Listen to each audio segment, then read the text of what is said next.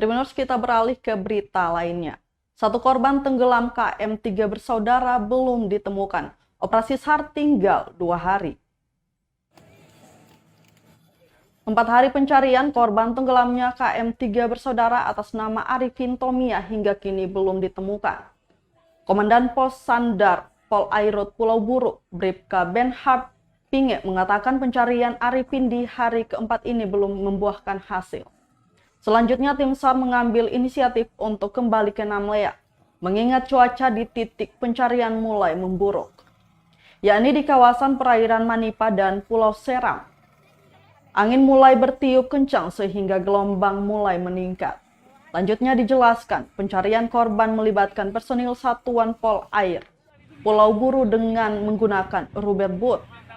Diberitakan KM3 bersaudara bertolak dari pelabuhan Natukau, Ongkoliong, Kota Ambon menuju Desa Namlea Ilat, Kabupaten Buru, Jumat 14 Januari 2022 dini hari. Dalam perjalanan kapal mengalami mati mesin, lalu terombang-ambing di lautan sampai akhirnya tenggelam Jumat 14 Januari 2022 lalu. Dalam kapal ada 9 penumpang termasuk nahkoda kapal. 8 penumpang lainnya telah ditemukan selamat.